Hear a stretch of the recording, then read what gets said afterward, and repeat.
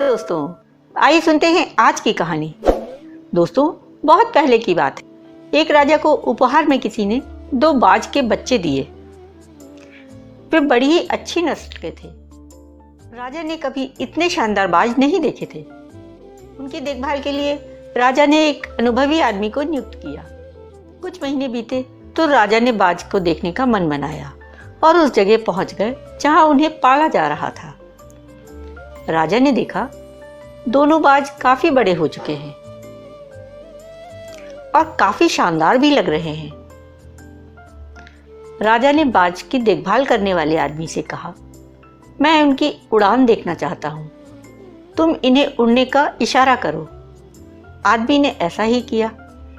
इशारा मिलते ही दोनों बाज उड़ान भरने लगे, पर जहां एक बाज आसमान की ऊंचाइयों को छू रहा था, वहीं दूसरा बाज कुछ ऊपर जाकर फिर वापस लौटकर उसी डाल पर बैठ गया जहां से वो उड़ा था।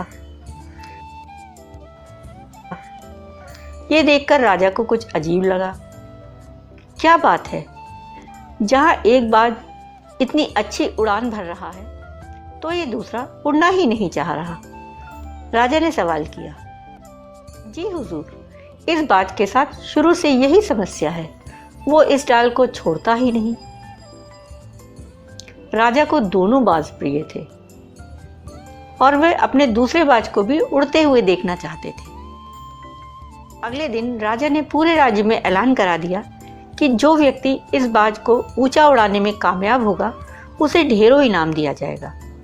फिर क्या था, एक से एक विद्वान आए और बाज को उड़ाने का प्रयास करने लगे, पर हफ्तों बीत जाने के बाद भी वह बाज नहीं उड़ा। उसका वही हाल था।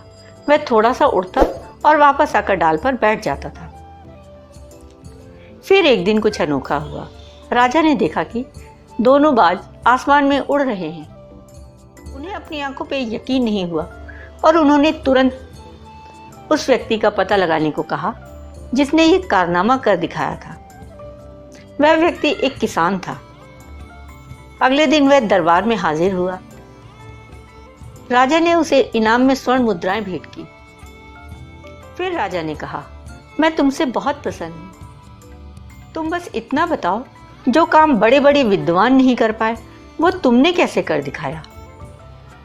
मालिक, मैं तो एक साधारण सा किसान हूं। मैं ज्ञान की ज्यादा बातें नहीं जानता। मैंने तो बस पेड़ की वह डाल काट दी जिस पर बाज बैठने का आदी हो चुका था। जब वो डाल ही नहीं रही तो वह अपने साथी के साथ ऊपर उड़ने लगा। जीवन में ऊपर उड़ने के लिए तमाम तरह के अवगुणों की डाल काटना आवश्यक है। अपनी कमियों या कमजोरियों को दूर किए बगैर हम जीवन में ऊंचाइयों की कल्पना भी नहीं कर सकते।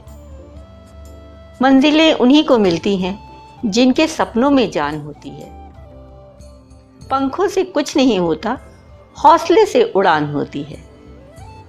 दोस्तों, ये कहानी अच्छी लगी हो तो प्लीज़ इसे लाइक और शेयर कीजिएगा और इसी तरह की मज़ेदार और इंस्पिरेशनल कहानियों के सब्सक्राइब कीजिएगा। फिर मिलते हैं